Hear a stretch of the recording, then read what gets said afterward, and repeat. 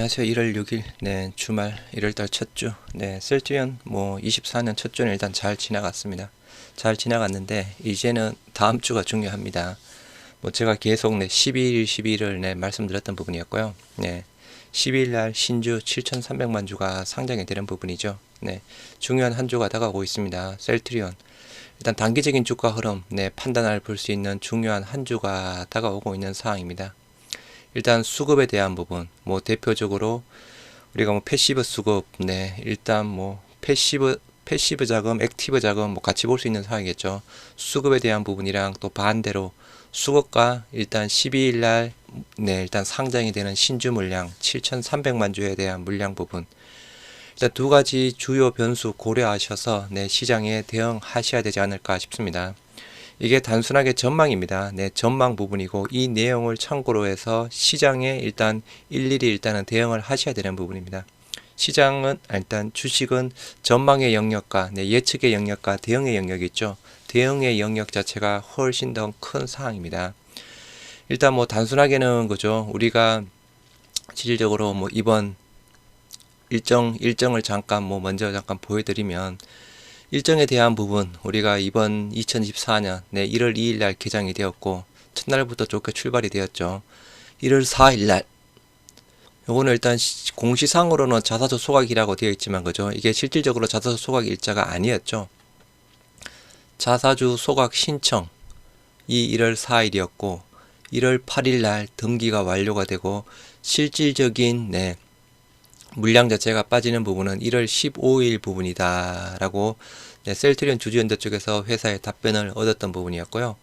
그래서 일단 단순적으로는 1월 4일 날 자사주 소각, 그리고 8일부터 11일까지 JP모건 헬스케어 컨퍼런스, 그리고 12일 날 신주 상장 쪽이다라고 제가 전망을 해서 말씀드렸는데, 일단은 그죠. 12일 날 전망 때까지는 크게 주가가 제가 봐서는 큰 변동은 없을 가능성이 조금 높지 않을까라고 했는데, 일단 제 예상이 틀렸죠.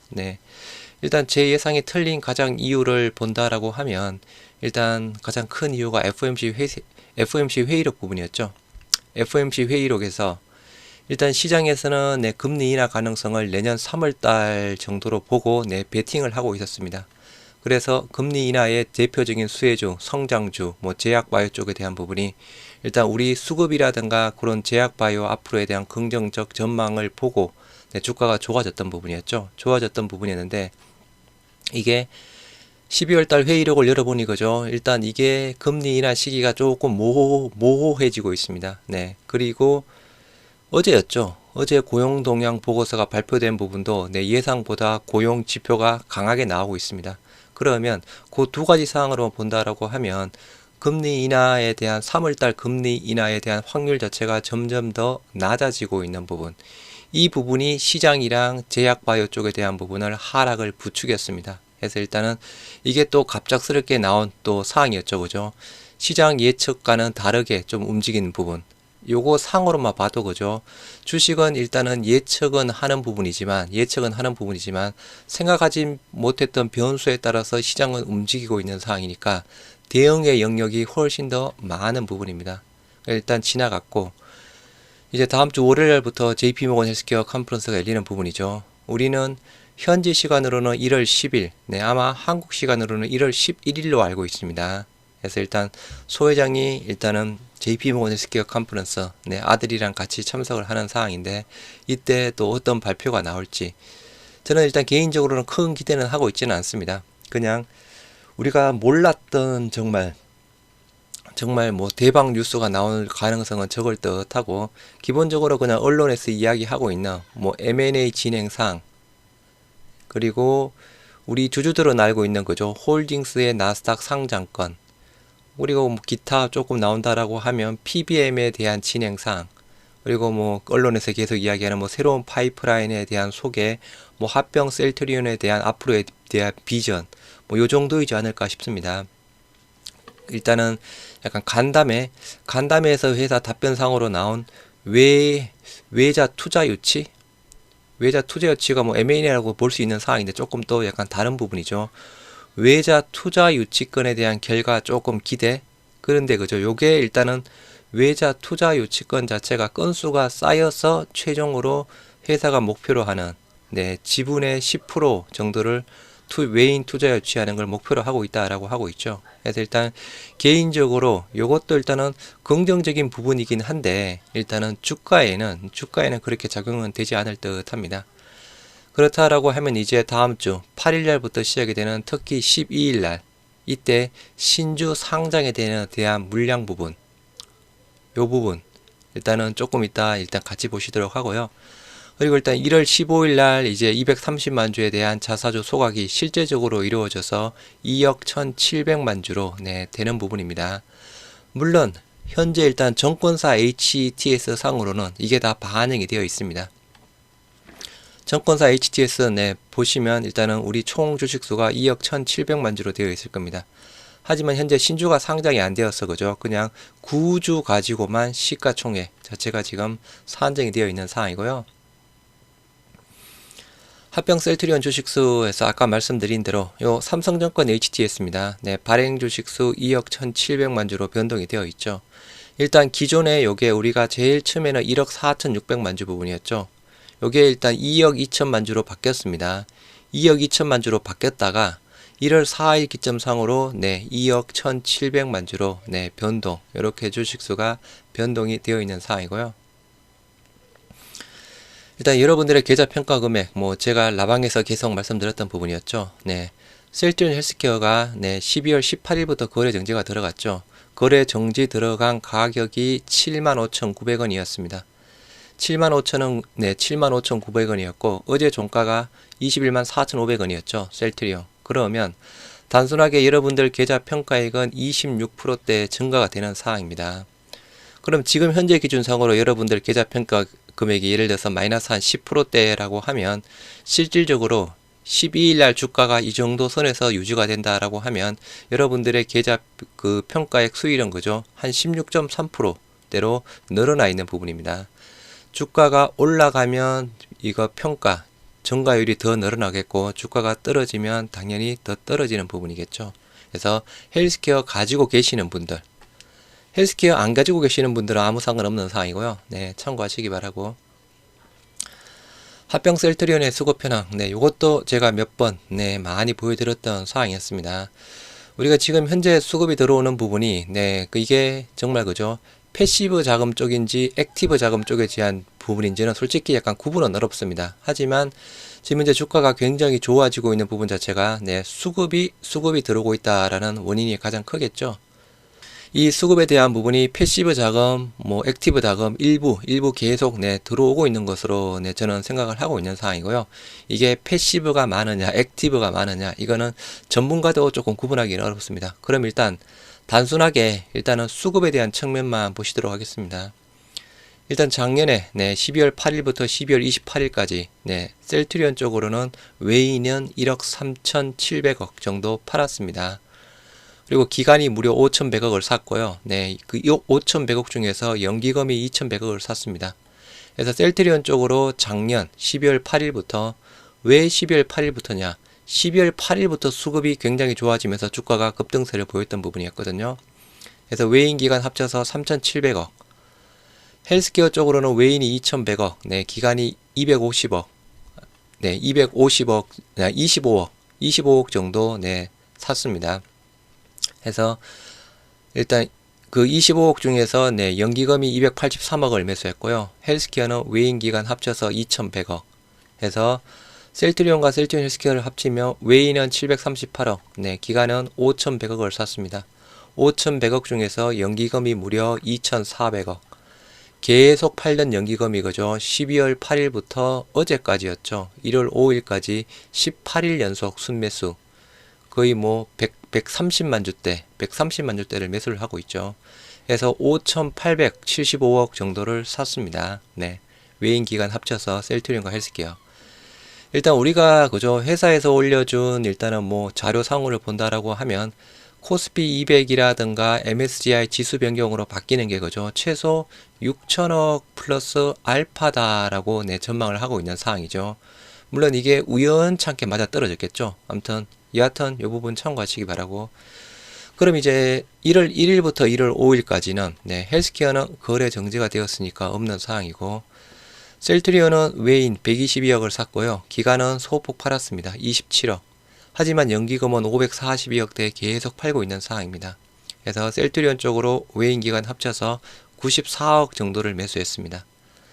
그럼 이제 셀트리온과 헬스케어 상으로 합치면 그죠? 뭐 똑같이 되는 부분인데, 수급에 대한 힘이 떨어지고 있죠. 네, 수급에 대한 힘이 단순하게 외인들 738억 정도 샀는데 작년에 12월 8일부터 올해 초까지는 122억. 물론 기간이 짧은 부분도 있습니다. 일단 기간은 5,100억을 샀는데 지금 매도세가 조금 나오고 있죠. 차익 실현 물량, 특히 투신 위주로. 투신이 셀트리온이 24만 1,000원 고점 찍을 때부터 지금 현재 4일 연속 팔고 있고, 그죠? 금융투자도 마찬가지 3일 연속 차익 실현 물량이 나오고 있습니다.